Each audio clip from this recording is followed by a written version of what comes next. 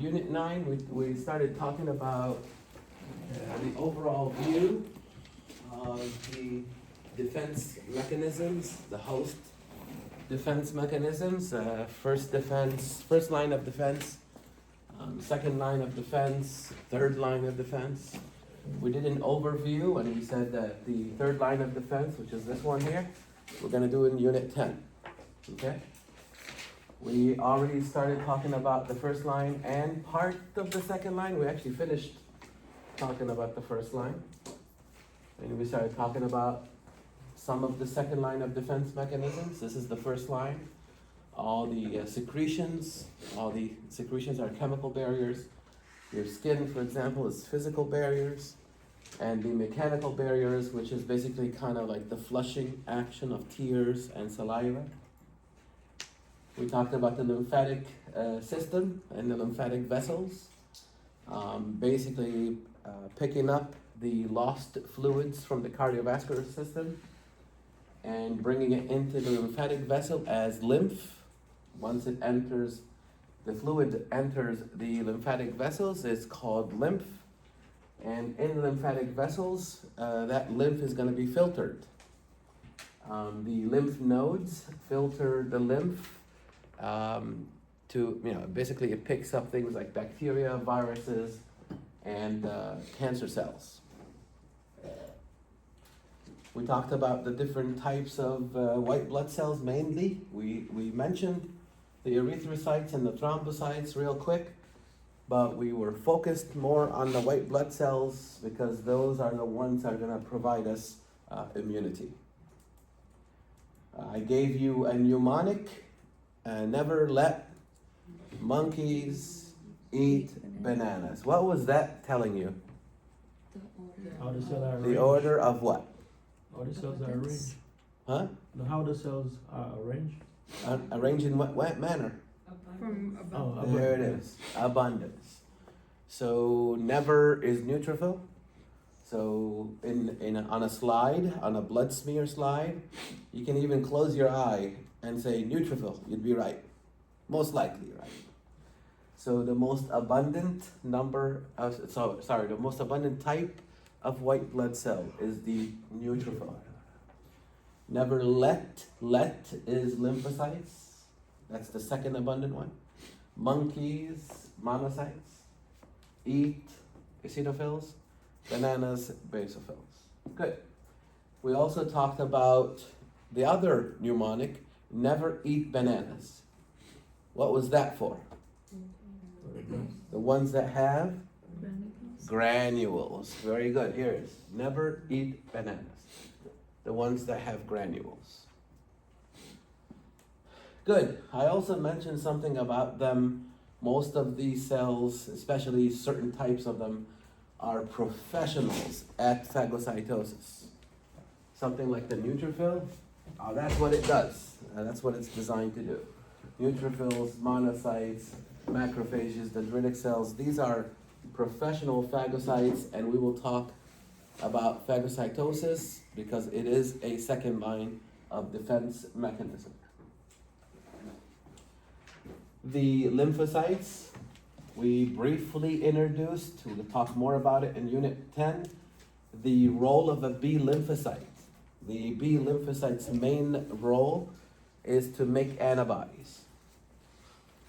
And we will see how they do that. Because they make the antibodies and they put the antibodies in your blood for delivery, that type of immunity is referred to as humoral immunity. The antibodies traveling in your blood provide you with humoral immunity, and it's B cells that do this. The T lymphocytes, especially something like the cytotoxic T cell, they go and attack themselves. So they are the ones that are doing the attack. So that is referred to as cell-mediated immunity. You are providing immunity, or you're obtaining immunity through the action of a cell. The cell is actually going to fight the pathogen instead of the B cells secreting the antibody. Okay? So that's called cell-mediated immunity. And we'll learn more about both of these in Unit 10. We talked about null cells, also called natural killer cells. They are professionals at seeking out host cells that are either infected with virus, because they're no good anymore. When you have a cell that has a virus in it, that's no good anymore for you. So the natural killer cell will find them and will basically get rid of them. They're also very good at finding cancer cells as well.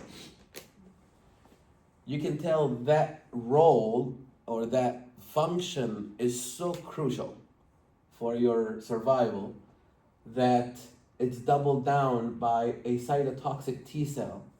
There's a type of T cell called a cytotoxic T cell that does almost exactly what the natural killer cell does. So in case the natural killer cell misses something, you hope that the cytotoxic T cell will pick it up. So the cytotoxic T cells are also involved in finding virally infected cells, getting rid of them, as well as cancer cells. And this is where we left off. So inflammation. Inflammation, you hear about it all the time, but it is another line of defense, second line of defense. So besides the lymphatic system, the blood cells, inflammation. We are familiar with inflammation, even something like a pimple, that's inflammation too. The classical symptoms of inflammation or signs of inflammation is, from what I know, these are Spanish words: dolor, rubor, tumor, color. So rubor would be redness, dolor, hang on, let me see if I can remember, redness, heat, right? Swelling, and pain. Now this is not a Spanish class, so we're gonna learn the English word. You're gonna be tested using the English words. So redness, swelling, heat, and pain. Those are the four classical signs of inflammation. Acute inflammation is short-term inflammation. Remember, acute means short-term. That's a good thing. That's actually really good. It is basically a way for your body, if it's caused by an infection, it's a way for your body to get rid of the pathogen. And the amazing thing is, it's also involved in fixing the damage that the pathogen created. So now, chronic inflammation is not good. Long-term inflammation causes a lot of problems. And you won't know about it until 20, 30 years later. Some of us, actually, by the age of 30, 32, 34, 35, they're already in inflammation. They have inflammation without knowing. Anything in the midsection right here, a little bit of overweight here, that's inflammation. You are walking with inflammation potentially for 20, 30 years. And that eventually catches up with you. And it causes what's called chronic age disease. The standard diseases that people get as we age. The initiating event for all of these chronic age diseases is inflammation, that some of us may already have without even knowing. So until the effects of chronic inflammation builds up so much to the point where now you have arthritis, Alzheimer's, Parkinson's disease, cardiovascular disease, God forbid, cancer, then you'll realize, oh, I should have done something with my inflammation 40 years ago. So they always refer to high blood pressure as the silent killer, because you can have high blood pressure without knowing it, but it eventually catches up with you. But nowadays, every household has a machine to test for that. I think actually, because it's not easy to test for inflammation, I think they should give that name to inflammation. the silent long-term killer. Because you can have inflammation, walk around with it, not even know it, until things go downhill later. That's when you'll know that you've been suffering with inflammation all this time. But it is now well understood and well accepted that anyone that has excess body weight in the midsection where the fat is stored, that's inflammation. Not too long ago, we thought fat cells are just fat cells. All fat cells do is store fat. That's all they do. No. They store fat. But they're also secreting 300 different chemicals. And if you have excess fat, that means 300 different chemicals on a daily basis, right? Now, will they make you sick or not? It depends on which 300 chemicals are they secreting. So a lot of doctors will tell you, you want to get over your cholesterol, your heart issues, your pre-diabetes and all that. They all tell you, because I hear it all the time, lose weight. That's what they tell you. It always starts with losing weight. Losing weight can reverse a lot of things, but it's harder, it's easier said than done. It's a difficult thing to do. But what we're talking about here today is acute inflammation. This is the good inflammation. This is the inflammation that's going to help you get rid of the pathogen and fix the damage the pathogen has created. So, here's an example. Let's say you walk outside and you step on something. And whatever that is, it broke your skin, your first line of defense, right? And the pathogen gained entry. So that could be something like this. You stepped on something, you introduced the pathogen. Here it is, the pathogen. Where's the pathogen? Here, pathogen right there. So your resident macrophages, meaning the macrophages in that region, the white blood cells in that region, the neutrophils and so forth, will initiate a response. They will notice that you stepped on something and it introduced a pathogen. They're not going to just sit there, do nothing. That's what they're there for. Your white blood cells in that region will start attacking them.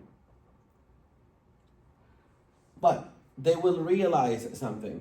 They're outnumbered. So they're going to send signals. Alarm, alarm, we have a problem. Those signals are referred to as cytokines. Here they are. The signal, the alarm, is the cytokine. So let's do it again. You step on something, you hurt yourself, the pathogen gets introduced. Your resident neutrophils, macrophages, or whatever, they will respond to that, of course. That's what they're there for. They sit there as a protection, waiting for something to happen, and when it happens, they're gonna go on the attack. But they realize again, they're overwhelmed. And they will send the alarm, the cytokine. They will release cytokines. They will also release things called chemokines. They will release chemokines. Chemokines are chemicals that result in chemotaxis. So hopefully you remember what that is from the previous chapter of units. Chemotaxi is the movement towards a, what's a chemo? What's the chemo part? Chemical. Very good. So the real alarm is the chemokines. So the cells in that region start secreting chemokines. It's kind of like an alarm. Hey, if you're driving by, don't you dare pass by. Watch. The blood is moving in the blood vessel near the site of injury. It's almost like if you have a building burning and you're asking for help and you look on the street and you see a fire truck drive by. That would be really bad. if he sees a building burning and he ignores it. So the building is burning, the alarm is sounding, that's the chemokine, right? And the fire truck passes by, that would be crazy. No, the fire truck, I know they're trying to go somewhere, but they're gonna change plans because they hear the alarm, the chemokine. So this white blood cell will change plans. I thought I was gonna go over there, but I guess they need my help.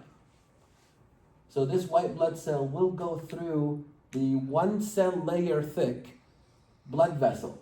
Luckily, your blood vessel is 1 cell layer thick. So it will squeeze through in between the 2 cells to enter the tissue. That's amazing. And it will join the fight. They will secrete cytokines and so forth to join the fight. So the thing is this: when the cell responds to this chemokine, the site of injury, or that area decides, wait a minute, after all of this, you send 1 fire truck? Everybody is screaming and shouting, help, help, help, and all you do is send 1 fire truck? And the road is so small that only 1 fire truck can go through. Oh, the problem is how wide the road is? Yeah, well, let's widen it, so we can bring more fire trucks. So one of the chemicals that's going to be secreted by the site of injury is something called a vasodilator, or vasoactive factors. Vaso means blood vessel. Vasoactive factors. It will dilate the blood vessel. It will widen the blood vessel. Why? So more blood can come to the scene. So I sound the alarm and only 1 white blood cell comes to the site of injury. That's not enough. We need more white blood cells. That means more blood. That means widen the blood vessel. So 2 things. Chemokines. Chemokines basically are the ones that will result in chemotaxis. The white blood cell will travel towards the site of injury because it's sensing the chemokines. Vasoactive factors, they're secreted to widen the blood vessel to bring more white blood cells. But the interesting thing is this: blood is not just cells. Blood is actually a tissue. Blood is cells and fluids, mostly fluid actually. So when you widen the blood vessel, yes, you're bringing more cells, but you're also bringing more fluids. That's why it swells. So the swelling, the tumor, is because of the fluids filling this area. And there's actually a purpose for that. There's a very important function for the flooding of this area. And I'll tell you what it is. So why is it red? Because there's more blood there. Why is it hot? Because there's more blood there. Wherever there's blood, there's heat. Why is there pain? Because of the swelling pushing on nerves. It all makes sense. So the chemokines tell the white blood cells to come to the site of injury.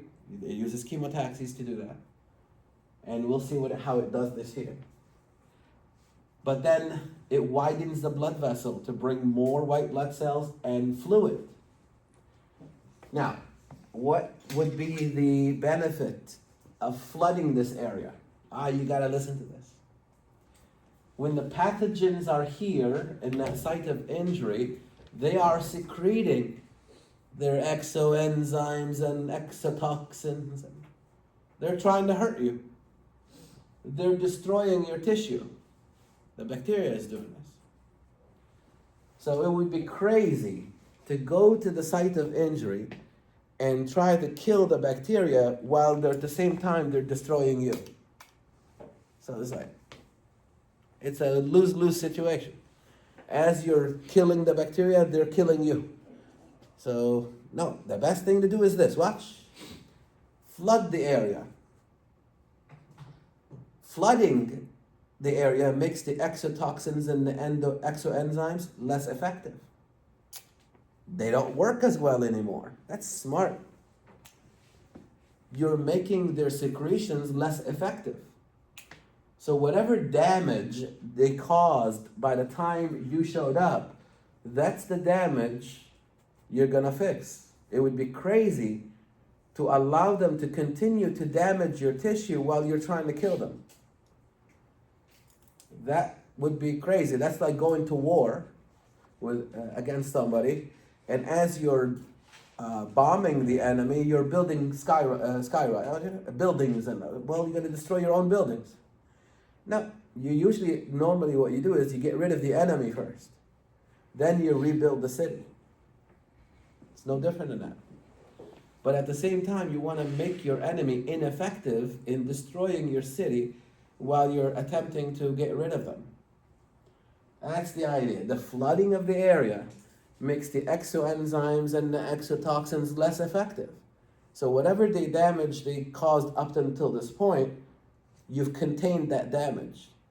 All right, they destroyed a couple of buildings. All right, that's fine. Let it be like that for now. Let's get rid of them first. Now you fight the pathogen. And once it's gone, okay, everything good? Yeah, let's rebuild. And that's really the most important part of inflammation, the rebuilding. So after you're done killing the pathogen, you're gonna fix the damage in that area. And that's part of the inflammatory response.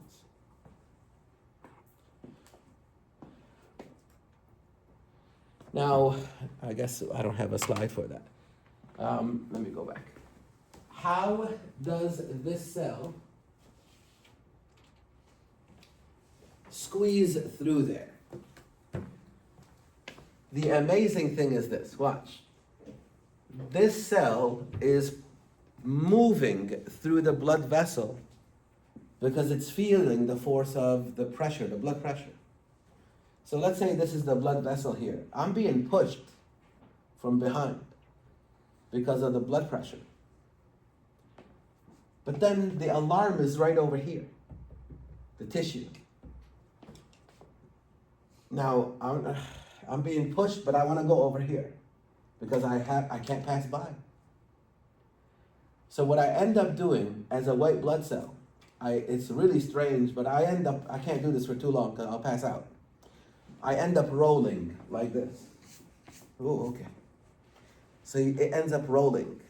And what it's doing, it's slowing itself down. And then as it's rolling, now it's slowing down, and now it's going to stick to the side of the blood vessel. And then it will go in and squeeze itself in between the two cells. The squeezing is called diapedesis.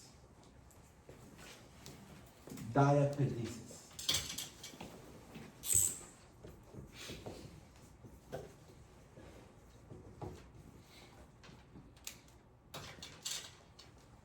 All right, so it's going to roll. It's going to attach to the inside of the blood vessel. And it's going to squeeze itself in between the two cells, the endothelial cells of the blood vessel, to get from the blood into the tissue. Actually, I think there is a picture of it later when we talk about phagocytosis. So the name of the squeezing part, the one that actually squeezes, is diapedesis. All right?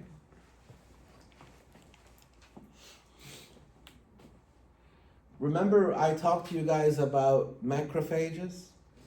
They're all macrophages, but the name they give another name to the macrophage depending on where they reside.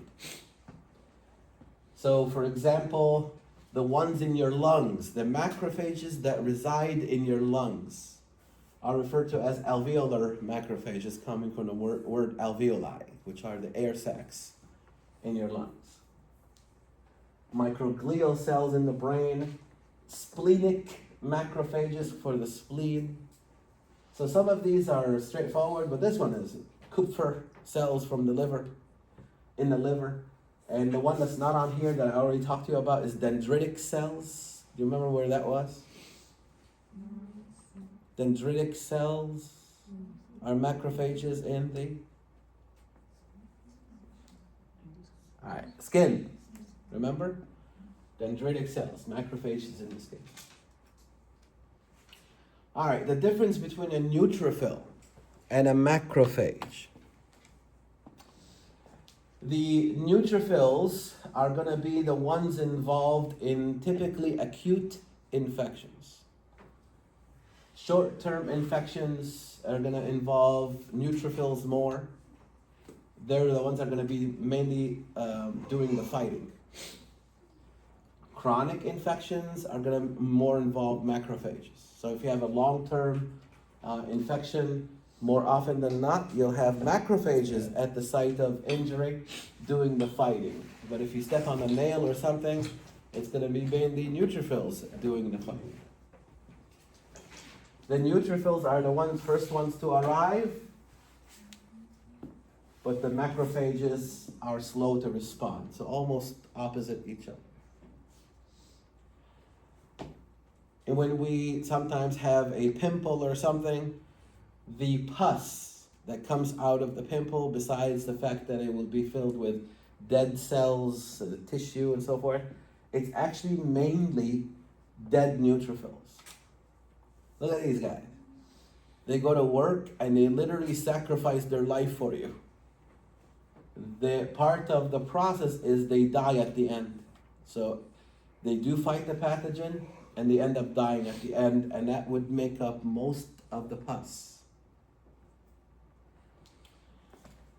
The macrophages are professionals in phagocytosis, and they play a huge role in activating the third line of defense. And we'll talk about it. Oh, there we go. I knew I had something about it. Watch, look at this. This cell here is a phagocyte. It's in your blood. There's an infection in your tissue. The cells, the white blood cells in your tissue will secrete chemokines. That's the alarm. We have a problem. Watch. Don't you dare pass by, because that guy's in the blood. So the one thing that's not on the slide is the fact that it actually starts by rolling. The white blood cell starts rolling, and in an effort to slow itself down against the arterial pressure. The attachment to the surface, the inside surface of your blood vessel, that's called pavementing. When it attaches to the inside wall of your blood vessel. It's called pavementing, and then it squeezes through. Diapedesis. Now it finds itself joining the fight.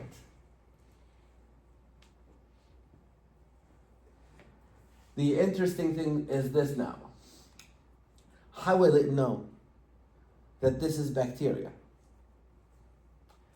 There are a couple of ways. One way is that your immune system will tag it. And it'll say, this is a bad guy, kill it. So similar to, for example, if I decide I need this chair removed because it's broken, I don't remove it. Someone else removes it, but I have to tag it for removal. You gotta catch its fire. The antibody doesn't kill anything, it's just an antibody. How is it gonna kill? It's just an antibody. The antibody is the Post-it note that I would put on this chair. You see? The yellow Post-it note? That's tagging the chair for removal. That's no different than that. So you might have an antibody attached to the surface of this bacteria, tagging it for removal. Now who's gonna remove it? I don't care, as long as it gets removed. Do I stand behind here and say, well, I wonder who's gonna come and remove this chair? I don't care. As long as somebody comes and removes the chair, I'm good. You gotta remember that. Antibodies technically don't kill anything. But what is their main job? They tag things for removal. Now they do other things too that we'll talk about it, and it's amazing how they work, but that's one thing. At the very least, if any, they can interfere with how a normal bacteria behaves, right? But they don't kill. Who's gonna kill is the macrophage. You see? But the macrophage just needs to know, who do you want me to kill? So it's like the person who's coming into this room asking me, which chair do you want me to remove? I know you don't want me to remove all of them, but which one do you want me to remove? I tag it. That's why I tag it. Yeah. So that's one way. Here's another way. It's going to get interesting. Your white blood cell can actually recognize it, that it is bacteria, for a couple of reasons. Number one, and this is going to feed into Unit 10. Number one, it doesn't have the ID that all of your cells have. You got to catch this part. All your cells have this name tag on it, right? Like for example, my liver cells have a tag on it saying this is Dr. Saad's liver cells, don't touch. And my heart cells, that's his heart cells, don't touch. Everything. All your cells are tagged as host cells because you don't want your immune system to attack your cells, because that would be another disease. What would that be called? When your immune system attacks your cells? Autoimmune. So what happens is this: all of your cells technically have a name tag on them. Host cell, do not touch.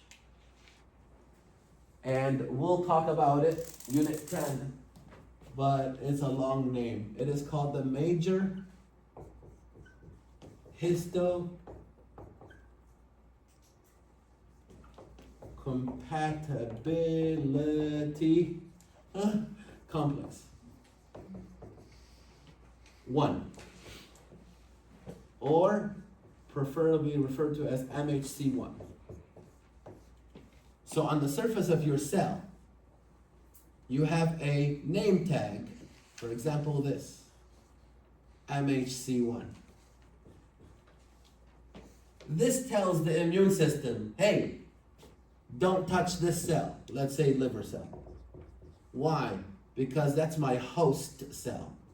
How do you know? Well, he has the MHC1. All your cells are tagged by MHC1. Now watch this. Your MHC1 will be your good. You're good? Yeah. Your MHC1 will be different than mine. Because that's my tag versus your tag. So that's why in tissue transplant, remember you may have heard tissue matching, right? In organ transplant, they have to do what's called tissue matching. They're trying to find out of all the people that are donating their kidneys, for example, or have donated their kidneys, which one of them has an MHC1 that is as close as possible to yours. Because if I put a kidney in you that does not have an MHC1 that's similar to yours, your immune system is going to attack it.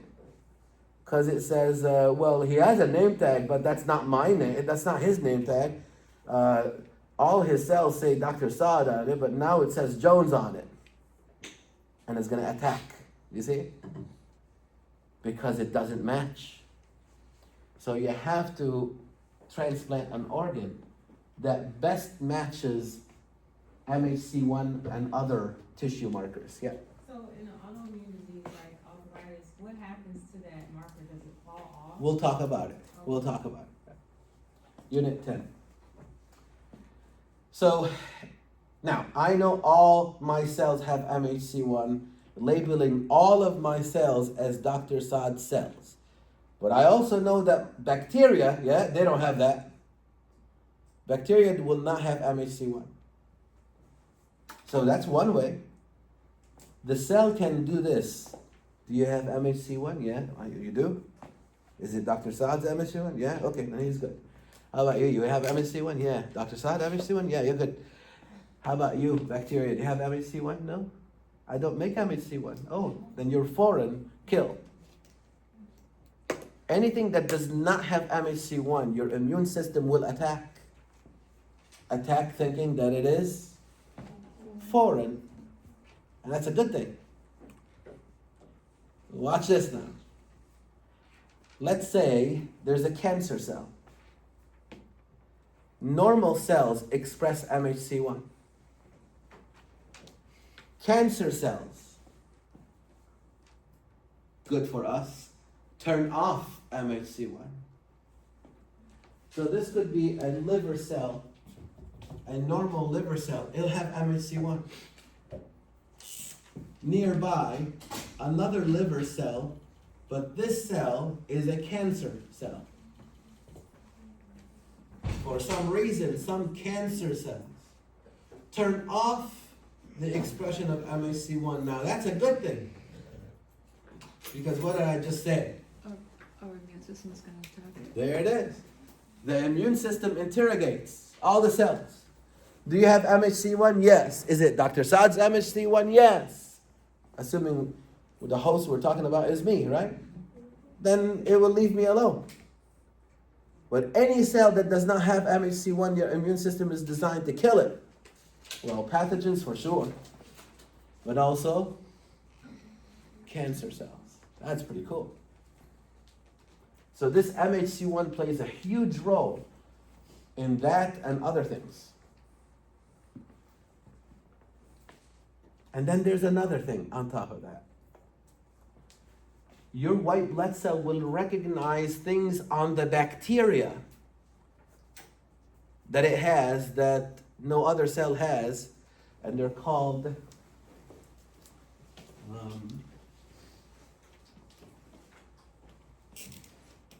pathogen associated molecular patterns. Those are things that are on the bacteria that only bacteria has. And we call them PAMPs. Get it? Pathogen associated molecular patterns. PAMPs. PAMPs. And what's one of those? The cell wall. And among other things, anything that bacteria has that no one else has is a pathogen, get it? Pathogen, like bacteria, associated, meaning coming with, molecular, meaning a molecule, like the cell wall, pattern, something that is associated with only pathogens. Yeah, if you can pick that up, then you know it's a pathogen.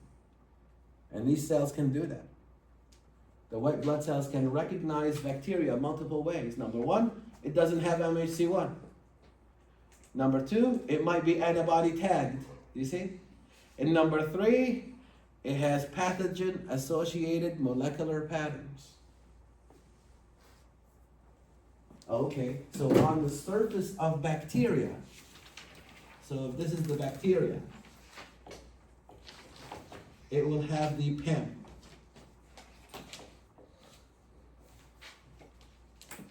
What will your white blood cell have that grabs onto that PAMP? Your white blood cell will have a receptor that will grab onto the PAMP. And that receptor is called PRR. That's the abbreviation. And that stands for pattern recognition receptor.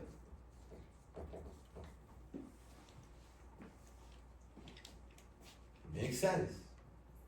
The bacteria has the PAMP, the pathogen associated molecular pattern, like the cell wall and other things. Your white blood cells have the PRRs. And it's this guy right here. These are the PRRs.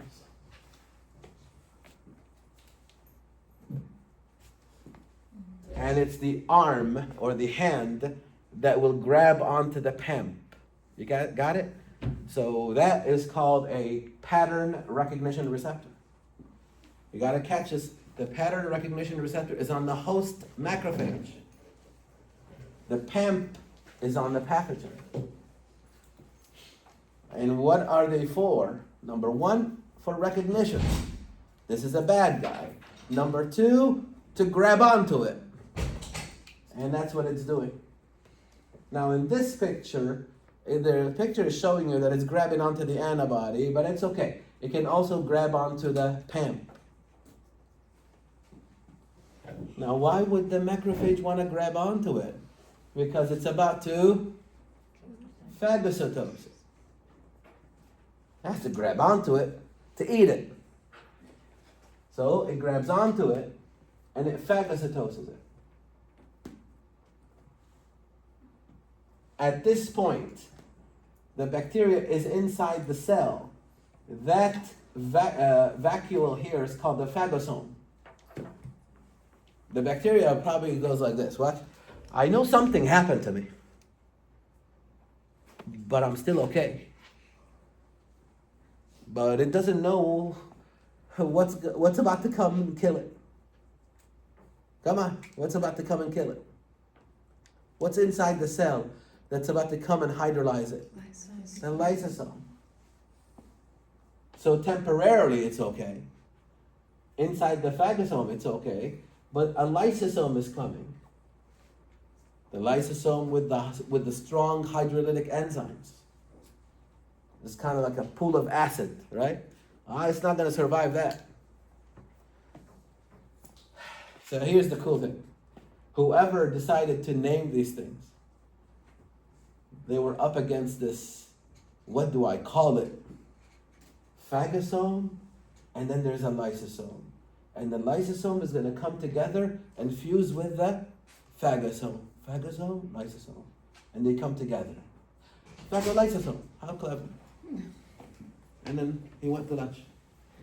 Right? That was easy. So a phagosome is the vacuole that's holding the bacteria temporarily, waiting for the lysosome to join the party. Now you're producing a structure that has both a phagosome and a lysosome together, phagolysosome. And what's happening now is the hydrolytic enzymes are spilling onto the bacteria, and there's no way that bacteria can survive. No way. These are very strong enzymes, and they digest the proteins and the DNA and the RNA, everything. They break down everything. Now, if there's something the cell would like to reuse or recycle, okay, but a lot of times what happens is it just spills it out. All right, garbage, exocytosis. And that's how it kills. Now what? I need your attention. You're doing great. Listen now. How does this macrophage initiate the third line of defense? Okay, it killed the bacteria. That's fine. But what if there are other ones hiding somewhere in the corner that it doesn't see or can't see? The best thing to do is activate the big boss. And who's the big boss? The T cells and the B cells. The third line of defense. We said that the third line of defense is acquired immunity, if you remember. But I held back on trying to explain to you what that is until now. What is acquired immunity? I mean, where do you get acquired? Means you get it, right? You get it from somewhere, right? Well, you don't go to the store and get it. I mean, you're born with it. But what does acquired mean in this sense? It's actually a fancy word for saying what? For saying, hey, you want the T cells and the B cells to help you, yeah? Activate them. The T cells and the B cells are sitting there quietly. You have to tell them, especially the T cells, you have to tell them who the bad guy is. And that's one of the main jobs of a macrophage in this case, besides phagocytosis, is that after it kills something, the macrophage will use part of it to activate the T cells and the B cells, especially T cells. Now watch this, look what happens now. After the macrophage engulfs the pathogen, it's breaking it down into pieces to kill it. Now watch up here. I'm the macrophage. I took the bacteria, I identified their PAMPs, I attached my PRR, and I took them in, right? Or I could have taken them in with the antibody. It doesn't matter. Somehow I figured out this is a bad guy. Whether it's antibody tagged, and or missing the MHC1, and or having PAMPs. Am I right? I got it. I brought it in, phagosome. The lysosome comes, phagolysosome. This guy is dead. Do you agree? It's actually in millions of pieces. I'm going to do this now. Watch. I'm going to take one of the pieces, one of them, and send it to the surface, back to the surface, and present it on this receptor here, like that. What am I doing? I'm telling, hey, T cell, B cell, yeah, that's the bad guy. That's at least part of the bad guy, you see? So if you're a T cell, I will then go to you and say, all right, hold it. That's the bad guy. I just activated you. Did you see that? Let me do it again. I take a piece of the pathogen, I'm the macrophage. I send it to the surface of my cell, and I'll tell you what this receptor is. I'll tell you what this is. And then give it to her. Just hold it. Just that alone activated her. And who's she? She's the helper T cell. She's the boss of the immune system. You guys are the B cells. You are waiting for her to order you as to what to do. She's the boss of the immune system, and that's why I went to her. And that's called antigen presentation. Because what is this? That's a foreign protein, for example. That's part of the bacteria. Foreign protein, antigen. Do you agree? And what am I doing? I'm presenting it to her. This is the bad guy. That makes this cell an antigen presenting cell. You got it?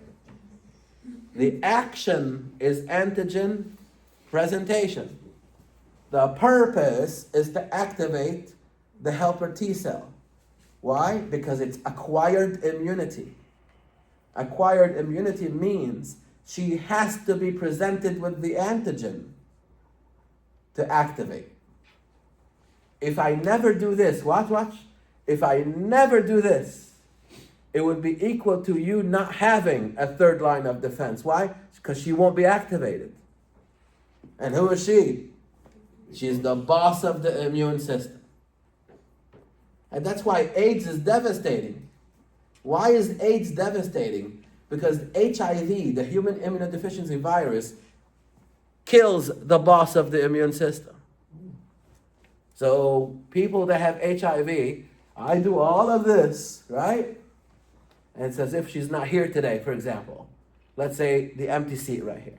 I do all of this, and I go to present to who? She's not here. You guys are ready to fight. You're the B cells. But you never get the order. And so we call that person immune compromised. And all this person is missing is the helper T cell, who took them out? The HIV. That's pretty cool. The helper T cell plays a huge role in activating the third line of defense mechanism. But for it to do its job, it has to be presented with the antigen by an antigen presenting cell. One of those cells is the macrophage. And we'll talk about two other cells that do the same kind of thing. Questions? Okay. Now we switch gears. Fever. This thing has been an ongoing, interesting battle in my home between me and my wife. But I'm the kind that, like say my son gets a little fever or whatever, I'm the kind that lets him kind of see what happens kind of thing. Because I know low-grade fever is actually good to fight the pathogen. Low-grade fever is designed to basically kill the pathogen actually. These bacteria, they have like one type of enzyme to do something, another enzyme. But so if you denature their enzymes, they die. Our enzymes tend to be a little bit more stable than that. But again, you don't want to push it. You don't want to keep overheating and then see let's see what happens. Let's see what. No, now you're gonna get hurt. So on low-grade fever, they're beneficial. They kill the pathogens, but it really doesn't harm you that much. And on top of that, low-grade fever actually stimulates your immune system. So it does two things. Low-grade fever is good. It stimulates your immune system and helps you fight the pathogens by killing them. But then there's a fine line between letting the fever happen and to the point where it gets to be a little bit too much for you too. So I think around this region here, around 39.5, 40, I would start treating for sure. Because at this point, you're getting into the danger zone. Yes, you're killing the pathogens, but you're also hurting yourself. So it's an ongoing battle. I actually one time put it on the refrigerator. And what do you think my wife did? Took it down. Yeah, so she's the boss. All right. So in my house at 37.1, my son is getting Motrin. Anything above it, it's got to be 37. I'm like, just let him. Anyways. All right. So fever is very helpful to a certain extent, but beyond that, not good. And again, it helps kill pathogens and stimulates your immune system. All right, here's another thing. Interferons. Interferons are things secreted by a virally infected cell. So remember the liver cell, for example, if it has a virus, that would be called hepatitis. It's no good for you anymore. That liver cell it's not good anymore. It's just a factory of viruses. All it's gonna do is produce more viruses, cause more problems. You wanna get rid of it.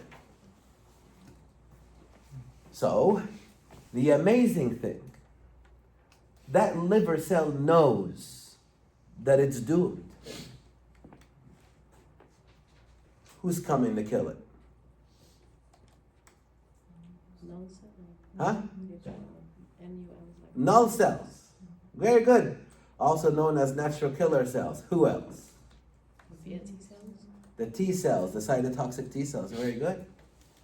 Remember, cytotoxic T cells and null cells are designed to kill virally infected host cells. Good. But here's the amazing thing.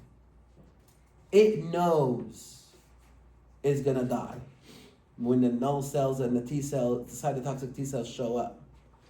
But this is what it will do. Watch this. The virus comes in.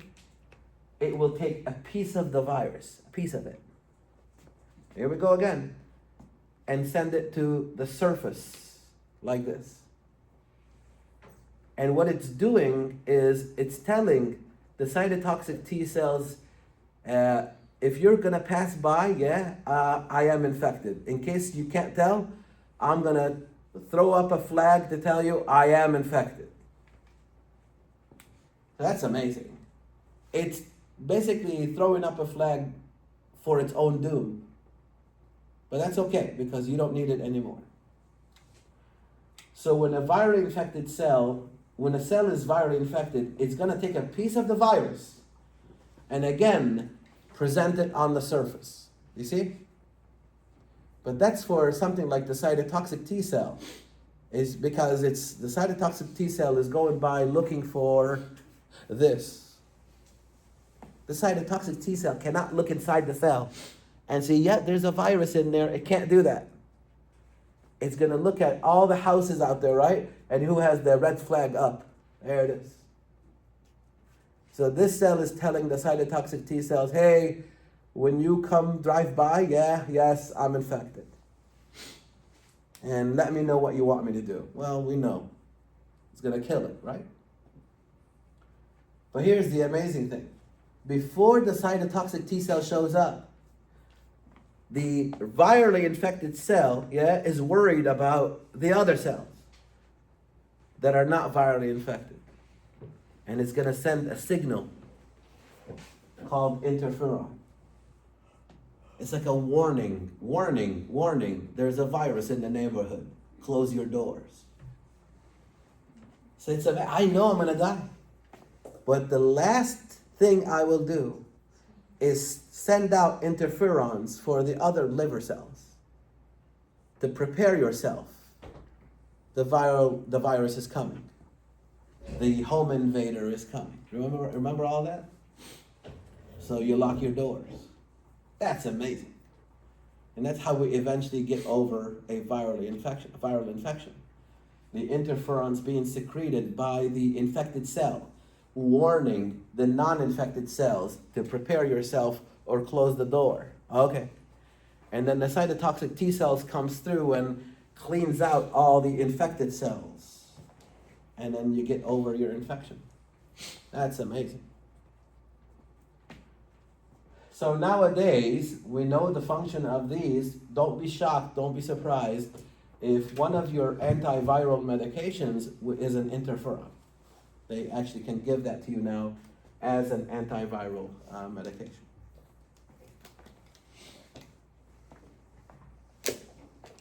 What else? Oh, the complement system. Yeah, let me finish the unit and then we'll take a break. The complement system, this picture, we tried to make it as easy as possible, knowing that you can get 4 PhDs on this topic alone. You think cellular respiration is tough. You think maybe the cell cycle? Yeah, the cell cycle can be really complicated. The complement system is amazingly complicated, but it's also amazing at what it does. Listen to it, please. And you don't need to know all that detail, thank God. You just got to get the idea of it. All right, here we go. The pathogen, the bacteria, is going to be labeled with the antibody. Remember the Post-it note. The third line of defense does this. The B cells will secrete the antibody to tag the bacteria as a bad guy. Get rid of it. In your blood right now, there are 30 different kinds of proteins called complement proteins. Complement proteins, 30 different kinds. And guess what they call them? C1, C2, C3, C4. Get it? Again, another person who couldn't figure out what we call them, just C1, C2, C3. And they're circulating in your blood right now. C1 is the trigger. See, it's called the complement system cascade. You know what a cascade is? It's kind of like water going down the stairs, right? A cascade of events. This happened, and then this happens, and then this happens, and then this happens. That's a cascade of events. And that's what this is. And the cascade begins with C1. And what does C1 do? It finds the pathogen. Why? Because it's tagged. You see? C1 identifies this as a bad guy because it has the antibody. The antibody will act as a bridge between the bacteria and the C1 protein.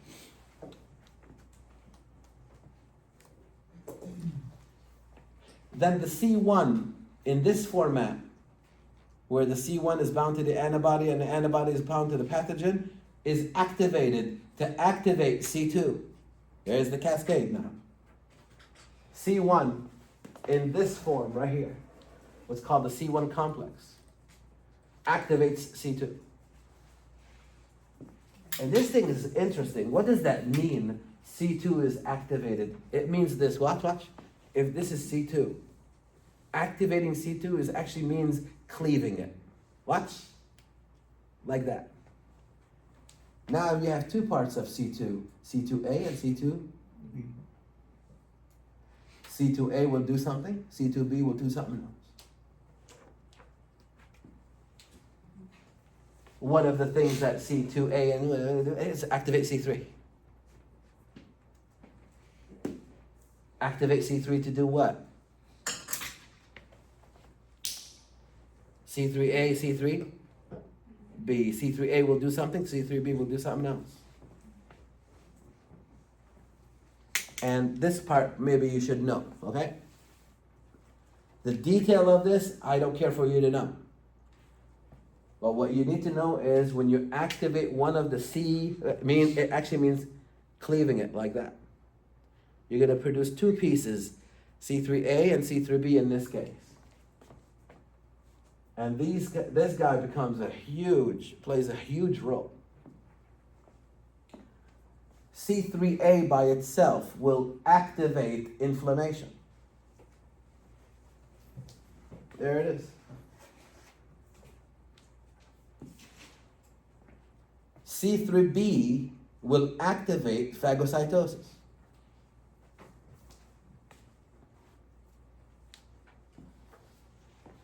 And then it will activate C5. And C5, C6, C6, C7, C7, C8, 8, 9. The whole idea is eventually you're going to get to C9. While inflammation is activated and phagocytosis is activated, you're also producing C9. Listen to me. You are coming at this guy with everything you got. When you go to war, you don't just bring rocks, right? You don't just bring sticks. You bring rocks, sticks, everything. You come at them with every weapon you have. There it is. It's war. And it's either I win or the pathogen wins. If the pathogen wins, I'm dead. If I win, I get to live another day. It's war. So, of course, phagocytosis will be, activated. Inflammation will be activated. That's just a side thing. The main event in the complement system is this part right here. What I love to talk about or call the Mac attack. It has nothing to do with McDonald's. The Mac attack. This guy, C9, for example, if you can see, I can't draw it on the board easily there, but it's going to start putting the C9 protein in the cell membrane of bacteria. Watch, one after the other, after the other, after the other, like that, in a three-dimensional pore. You're putting a hole in the bacteria. So what do you think is going to happen to the bacteria? By the way, you don't just put one hole, you put thousands of them. What do you think is going to happen to the inside of the bacteria? It'll come out. So what's that called? Lysis. Yeah. That's actually the main event of the complement system, is that it will put these Mac attack complexes and result in the formation of a pore and the lysis of the pathogen. But while that's happening, I will also come at them with the inflammation and the phagocytosis. That's pretty cool. Now, some words here. Watch this. The complement system is also referred, the complement proteins are also referred to as MHC3. Remember MHC1? MHC1 is your social security number on your cells, am I right? Alright, so watch this. On the surface of your cells, all of them, you will have MHC1. There might be one exception, but I'm not going to talk about it. On the surface of all of your cells, that's your social security number. Don't touch me. I'm the host. Sounds good? All right. Now watch this now. On the surface of your macrophage, which is an antigen, remember, presenting cell. Of course, it's part of you too. You will also have MHC1 because that's you. But now watch this. You will also have MHC2.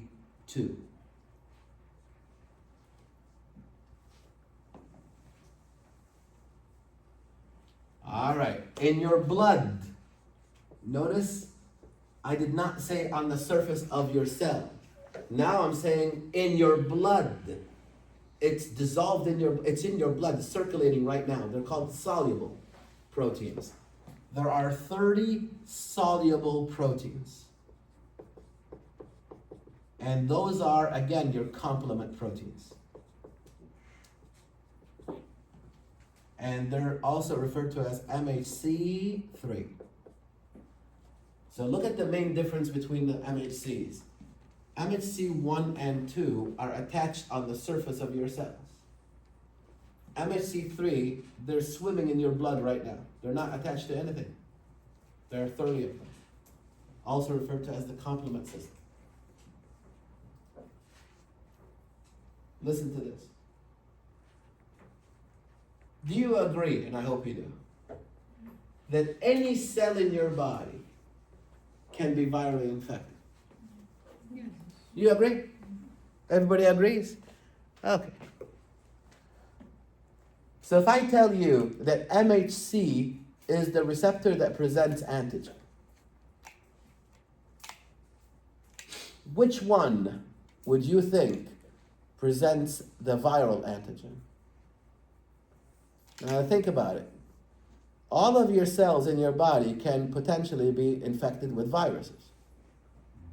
And MHC presents the antigen, the viral antigen. The question is, which one will be presenting the viral antigen, not the bacterial? Which one do you think it would be? Would it be the one that's only on specific cells? Or would it be the one that's on all of the cells? The one that's on all of them. The one that's on all of them, of course. So MHC1 presents viral antigens. Because any cell can become virally infected. So you have to have something that all the cells have that they use to present the antigen. And it's MHC1. So when I said, for example, a virus infects me, I take a piece of the virus and present it to the outside for the cytotoxic T cell, this was MHC1. But then I also talked about the macrophage. The macrophage phagocytosing bacteria. Remember? Killing it, taking a piece of it, and presenting it to the helper T cell. That's MHC2. Did you catch all that? You'll hear it again in Unit 10. The macrophage presents any other antigen to the helper T cell on MHC2. But if I was presenting the viral antigen, I would be presenting it on MHC1. Yeah. So all cells technically are antigen presenting cells for viruses. All cells are viral antigen presenting cells because they all have MHC and MHC1, and they all run the risk of being virally infected. These guys, the antigen presenting cells, like an example of one is macrophage. This one can present virus using MHC1, but its main job is to present all the other antigens using MHC2, but it presents it to the helper T cell. I mean, if this stuff does not blow your mind, this is amazing stuff. And this is just the surface of it. We're not getting into too deep. The final, thank God, the final second line of defense is antimicrobial peptides. Some of these, like the granulocytes, the white blood cells that have granules, can secrete these antimicrobial peptides, small pieces of amino acid stretches. They're not technically called proteins because they're not long enough to be called proteins. So I don't know, typically maybe 30, 40 amino acids long or so. They're small pieces of peptides. They're made up of course, amino acids.